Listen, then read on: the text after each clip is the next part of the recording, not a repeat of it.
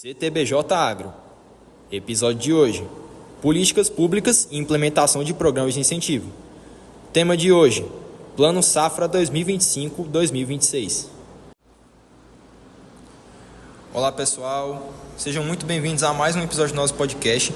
E hoje a gente vai discutir um tema que ele é muito fundamental para a gente entender o agronegócio brasileiro, que é o famoso Plano Safra. Dessa vez a gente vai falar da nova edição que vai sair, 2025-2026. E a gente vai debater, e hoje a gente trouxe uma reportagem, a reportagem do Globo Rural, que ela fala sobre o assunto que o Plano Safra deve ampliar recursos e focar em sustentabilidade. E ela foi publicada pelo Globo Rural e traz informações muito importantes sobre o que a gente pode esperar dessa próxima edição desse programa. Então, para essa conversa, eu recebi aqui o nosso especialista em políticas agrícolas, o José Wades. Tudo bem, José? Opa, tudo bem, Ângelo? Boa tarde a todos, os espectadores aqui do nosso podcast. E eu agradeço o convite para a gente falar um pouco sobre o Plano Safra. É um plano muito importante para a agricultura brasileira em si, para a produção brasileira ser uma potência mundial que a gente hoje em dia é na produção de alimentos. E é isso, que a gente vai querer falar um pouco sobre esse assunto e tirar dúvidas para caso alguém tenha dúvida, do pessoal dos espectadores. Bom, José, então para quem está ouvindo e ainda não conhece, explica para a gente um pouquinho o que é o Plano Safra. Então, o Plano Safra, ele é como se fosse um pacote, é como se fosse você retirar uma parte do dinheiro do país, no caso do Estado, e você reservar para o financiamento agrícola do Brasil. Então, todo ano o governo vai mostrar o tanto que vai tirar desse dinheiro e que esse dinheiro vai servir para custeio, para investimento, para comercialização, para o seguro, programas de apoio e essa parte, e pegando todo o agronegócio, tanto familiar quanto empresarial. Então ele é importante tanto na agricultura familiar, que a gente sabe que é da onde que vem realmente o alimento que você vê na mesa, e você tem o industrial, que a grande parte é para exportação e que também é muito importante para o Safra para essa parte. Então todo o PIB no nosso país vem principalmente do Plano Safra ser útil para a gente. Então, resumindo, ele é uma base, ele é a lacuna do nosso financiamento agrícola brasileiro, é tipo uma espinha dorsal, como se fosse a principal base, Sem ele... Pois é. Bom, então, vamos adentrar agora um pouco na reportagem que a gente usou como base, O Globo Rural, ele destacou 3 pontos principais do Plano Safra 2026. O primeiro ponto, que o governo pretende aumentar o volume de recursos. O segundo, ampliar incentivos para a sustentabilidade e agro de baixo carbono. E o terceiro, mudar ainda as regras de acesso para facilitar os créditos aos pequenos produtores. É isso aí mesmo. A reportagem, ela cita fontes, no caso o Ministério da Agricultura, e também juntamente com os ministérios que relacionam o dinheiro do país, que mexe com o dinheiro, e falando que o Plano Safra 2025-2026 vai ser um dos maiores já liberados. E ele vai ter um aumento significativo no Pronaf, e no Pronamp, que são programas do governo para financiamento rural. E nessa parte a gente vai ter o quê? Porque você vai ampliar o recurso para você conseguir fazer esses investimentos, mas o principal ponto do governo em fazer isso é você incentivar a sustentabilidade, e o agro com baixa emissão de carbono, porque você vai disponibilizar esse dinheiro para a pessoa poder reinventar, fazer essa mudança e tornar essa nossa produção o mais verde possível, menos agressiva para o meio ambiente. Com certeza. E a gente também tem um reforço do fundo de aval, que ele vai permitir que os pequenos produtores eles acessem o crédito, mesmo sem a garantia real. Então, isso já tinha vindo sendo estudado desde o Plano Safra 2024 a 2025, mas só agora que está ganhando mais força, A gente vai falar sobre algumas mudanças importantes em relação à última edição. Bom, uma parte interessante da reportagem é quando ela compara com o Plano Safra anterior. E aqui tem algumas diferenças fortes, não, José?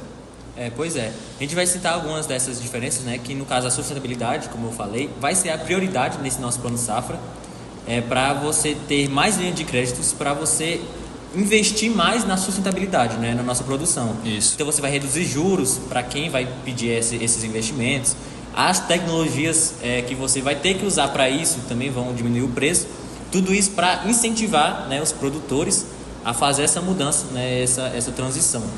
E vai incluir mais culturas dentro das linhas verdes. Você vai ter os juros também, mais ajustados para vários perfis. Eles estavam muito influenciados da taxa Selic. A gente sabe que a taxa Selic é a nossa taxa base de juros, Sim. Que vai pegar todos os bancos. Verdade. Então você vai ser ele um pouco menos influenciado por ele.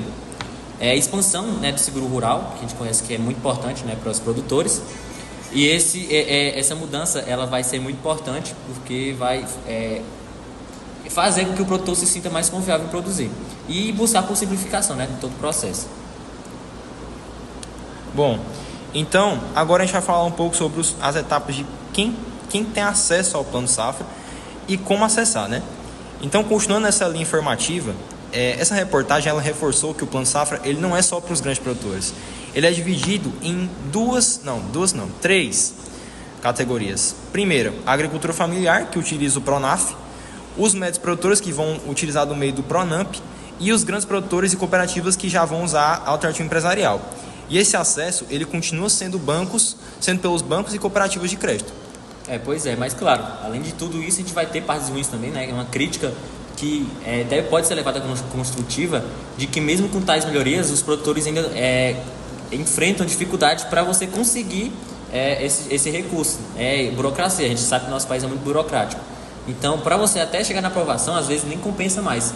Tem pequenos produtores que às vezes não compensam ir atrás disso por causa do tempo que eles perdem para chegar a essa parte. Claro que o empresarial vai ter mais facilidade, mas mesmo assim é um ponto a se melhorar no nosso país na questão de crédito rural. Sim, agora vamos para a parte crítica. Então essa reportagem ela trouxe informações muito positivas, mas por outro lado também ela levantou algumas dúvidas. A primeira dúvida que eu te faço, José, existe recurso suficiente para a gente colocar tudo isso na prática?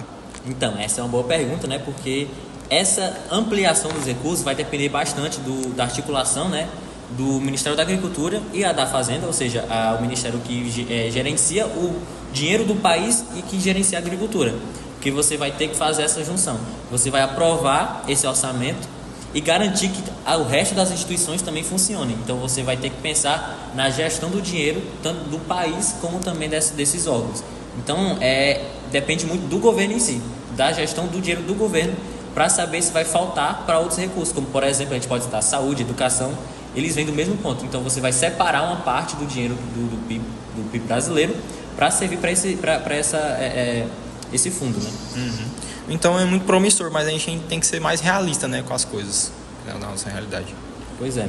E a reportagem é equilibrada, né? Porque mostra que o ouvinte ele tem que entender essas partes, né? E como isso vai mudar no lançamento oficial no final. Bom, agora a gente vai falar um pouco sobre a importância do Plano Safra para o Brasil. Bom, independente das críticas, o Plano Safra ele é vital para o Brasil. Por quê? Ele garante a produção dos alimentos, gera milhões de empregos, impacta diretamente no preço da comida, impulsiona as exportações do Brasil e também mantém o agro como um setor que sustenta boa parte da economia, se não é a maior parte, né? Pois é. E outro ponto, né, que sem o Plano Safra, esses pequenos produtores iriam ficar fora do sistema financeiro, né? Então, o Plano Safra ele serve para democratizar, né? Você permitir a utilização de pequenos agricultores para acessar esses créditos rurais. Então, é bastante importante para o nosso país. E também a gente vai falar um pouco agora sobre visando o futuro. Então, pela reportagem, o futuro ele vai apontar mais para ao aumento das linhas sustentáveis, vamos ter maior digitalização também desse plano, um reforço maior no seguro rural e um fortalecimento da agricultura familiar. Pois é, e eu também acrescento, né, que o Plano Safra ele deve virar cada vez mais uma política de Estado, não apenas econômica, mas você vai usar toda a parte ambiental e social, né, pela importância. Exatamente. Então, pessoal, o nosso podcast vai chegando ao fim. Então, a gente hoje analisou a reportagem do Globo Rural e a gente discutiu os principais pontos que deve ser o Plano Safra 2025-2026, que a gente sabe que é muito importante para as questões de financiamento do nosso país. É isso, e foi ótimo estar aqui, né? Agradeço, Ângelo, pelo convite e agradeço a todo mundo que tirou o seu tempo para escutar a gente e que espero que tenha entendido todo o impacto dessa política, né, no dia a dia do país, na nossa alimentação principalmente. Então, também agradeço a sua presença, José. Foi ótimo estar aqui com você, comentando sobre esse plano tão importante. E eu espero que o pessoal que tem escutado tenha entendido esse impacto, o real impacto dessa política no nosso dia a dia do nosso país. Muito obrigado a todos por ouvir e até a próxima.